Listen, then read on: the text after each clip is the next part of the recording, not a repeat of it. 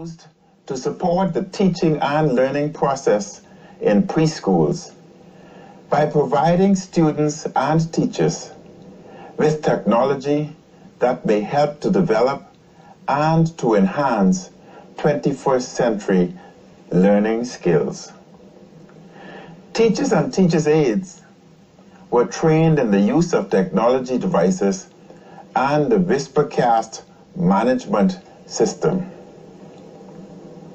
Students use selected educational software on devices for a maximum of 30 minutes, 3 days per week, to support the current interactive preschool program. This exercise provides them with the opportunity for hands-on discovery, play, creative expression, and outdoor physical activity. Infrastructural upgrades have taken place at most of the preschools to accommodate the increased demand for Wi-Fi and internet connectivity. The remaining schools will be upgraded by 2020 through the Smart School Initiative. We will launch a pilot program at the Anatole Rogers High School for the use of tablets in high schools. The pilot will test the efficacy of digital literacy on student achievement at the high school level and examine student attitudes toward using technology across the curriculum and subject disciplines. Digital media provides significant learning opportunities for students to improve literacy and other academic outcomes. As technology and information develop, school communities will have to tailor their approach to instructional practices and adapt current and future trends to improve student learning in a digital world. As of December 2018, the Ministry of Education acquired 12,000 digital devices for distribution in our schools. Contracts have been signed with the country's 2 major internet service providers to install high-speed internet services in all government-operated schools. This high-speed service will enhance teleconferencing and closed-circuit television. Teleconferencing will help us to expand e-learning and meetings between district superintendents, principals, and others with the Ministry of Education. We also intend to boost distance education, which will enable schools throughout the country to engage in instruction that may not be available at their school. This may include instruction from other jurisdictions. We are continuing our school modernization program with expanded and new school facilities that will improve the learning environment as facilities are built, renovated, and upgraded. A new San Salvador High School was completed in 2018. A.F. Adley Junior High, C.H. Reeves Junior High, Eva Hilton Primary School, and North Eleuthera High School have been expanded and renovated. We are reviewing urgent structural repairs to be addressed before the start of 2019-2020 school year. Fellow citizens and residents, education also plays a critical role in preventing and addressing crime. But we must also combat crime through enhanced policing, the criminal justice system, and the mobilization of cutting-edge technology in order to better secure our homes, streets, and businesses.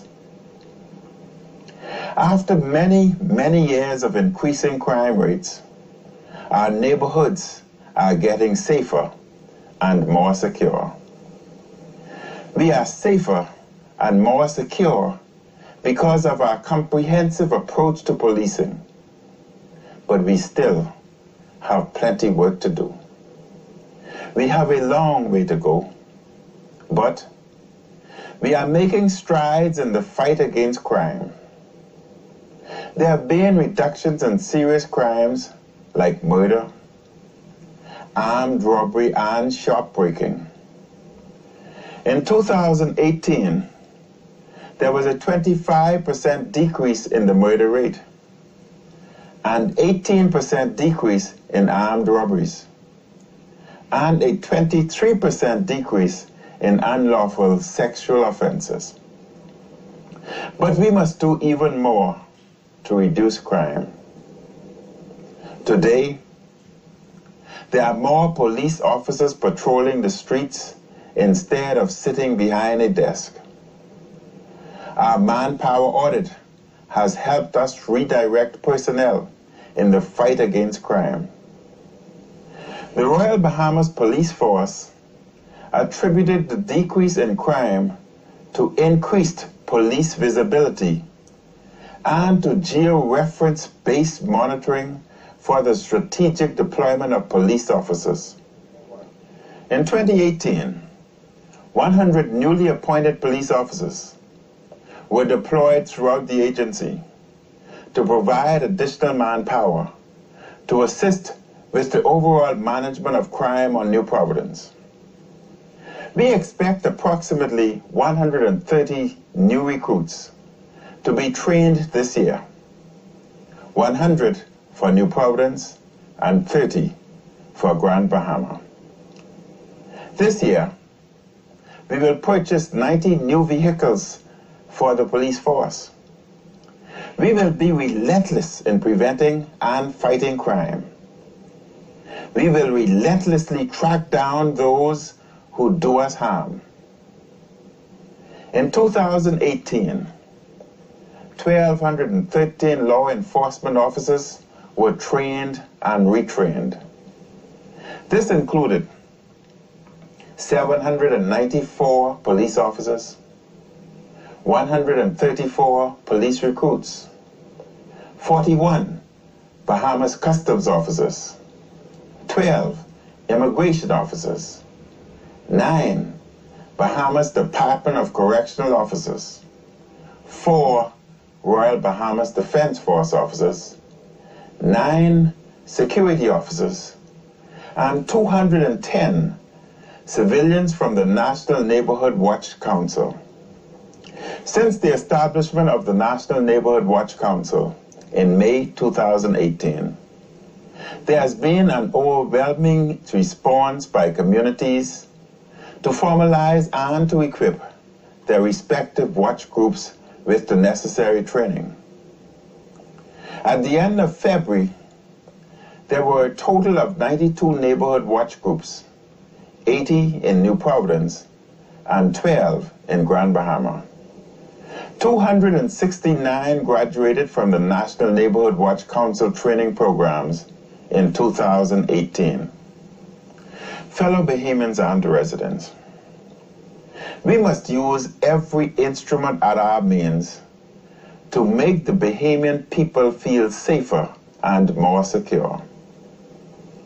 This includes innovative and modern crime fighting technology.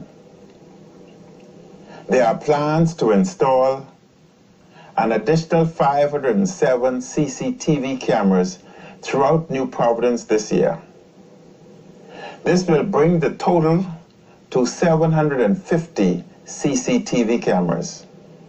A contract was awarded in late January 2019 for the installation of 100 shot spotters in high crime areas. Shot spotter technology increases the ability of police to more quickly respond to gun-related crime. Shot spotter technology is an advanced system of sensors, algorithms, and artificial intelligence used to detect, locate, and alert police to gunfire. We are building a national drone program that will aid in the detection and prevention of crime that will be operational in New Providence this year. This program will also assist with border control and in other areas of national security. We are also reviewing other crime-fighting technologies, such as body cams and dash cams for law enforcement officers. To better protect our borders and to reduce illegal migration, we will install a land-based radar in Inagua, in the southern Bahamas. Our multi-layered security approach will also include drones and vessels. We will enhance our interception capabilities by decentralizing the dispatch of vessels in the southern Bahamas. We will expand base facilities to accommodate drone deployment. We are also improving our operational guidance capacity by engaging regional intelligence networks, inclusive of the United States of America, the Republic of Cuba, and the Turks and Caicos Islands. Fellow Bahamians and residents, to reduce crime, we must reduce the rate of reoffending. The Bahamas Department of Correctional Services has increased the number of participants in personal development programs and employability opportunities through the work release programs. 124 inmates, both male and female, graduated from BTVI, concentrating in subjects such as auto mechanics, barbering, carpentry, computers, electrical work, garment making, plumbing, and masonry. 7 correctional officers enrolled at BTVI to become certified instructors of inmates in the aforementioned subjects. We are making renovations and repairs to the maximum security facility. A new rehabilitative dormitory and kitchen are expected to be completed this year. A more extensive needs and feasibility assessment is also being carried out for building an additional facility to house training and rehabilitative programs for more inmates. These initiatives are a part of a broader strategy to help inmates to become better equipped with the necessary tools to re-enter society while lessening the risk of reoffending.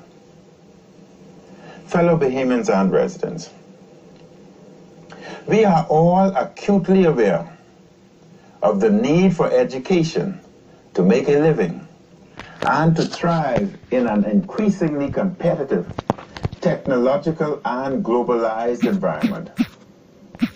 But being able to supply our needs, as important as it is, does not make us complete. Even the ability to acquire more and more of our material desires does not bring happiness. Completeness and happiness comes with cultural development. It is culture that makes us unique in God's creation.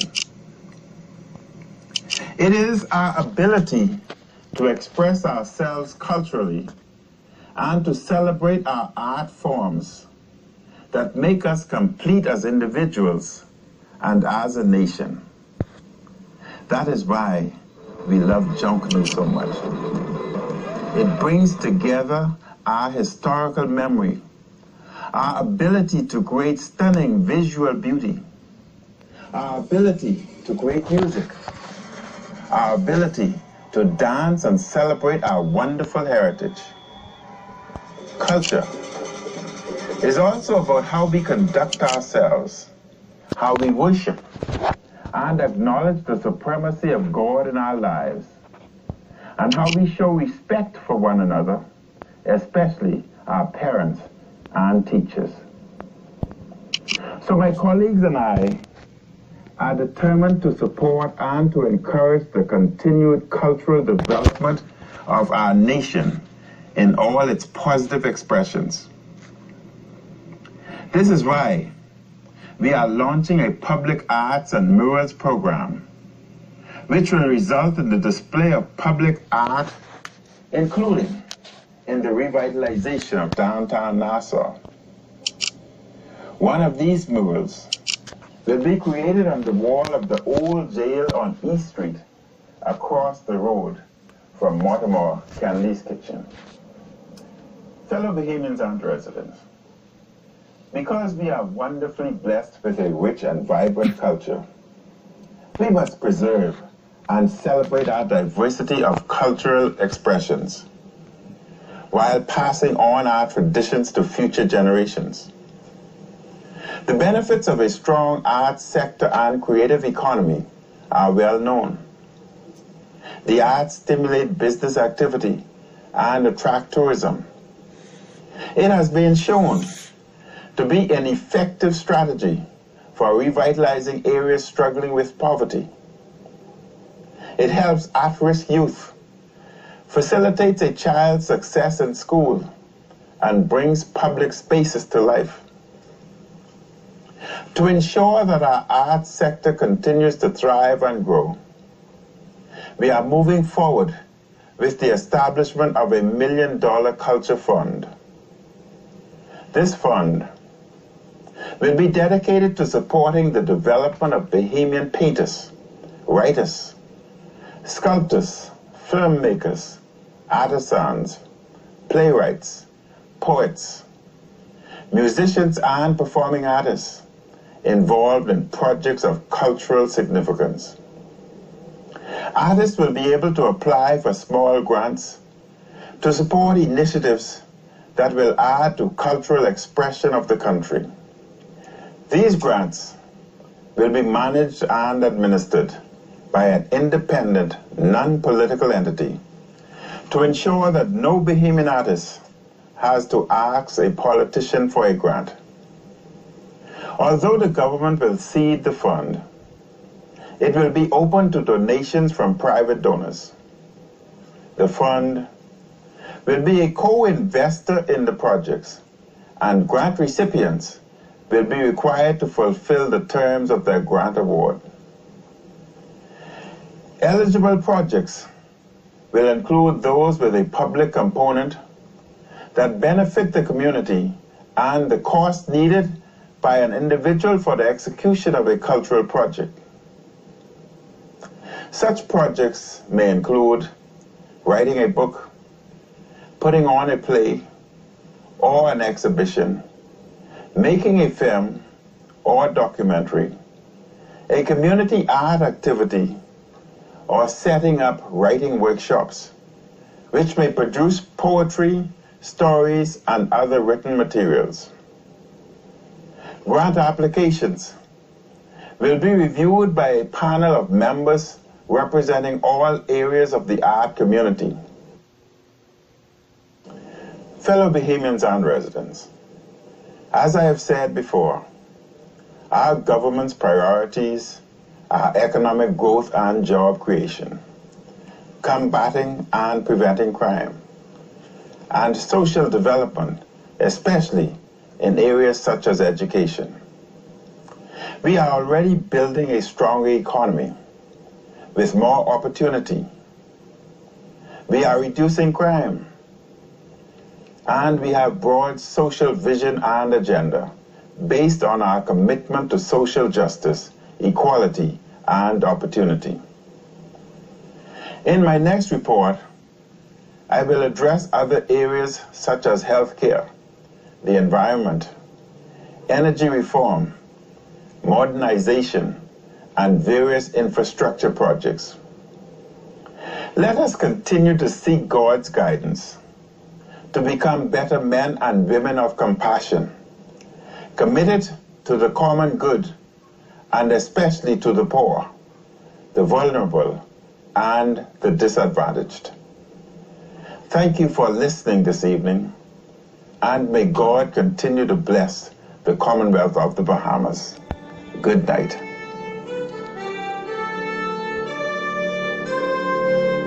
The proceeding was a national report by the Most Honourable Dr. Hubert A. Minnis, Prime Minister of the Commonwealth of the Bahamas. Used to support the teaching and learning process in preschools by providing students and teachers with technology that may help to develop and to enhance 21st century learning skills. Teachers and teachers' aides were trained in the use of technology devices and the Whispercast management system. Students use selected educational software on devices for a maximum of 30 minutes, 3 days per week, to support the current interactive preschool program. This exercise provides them with the opportunity for high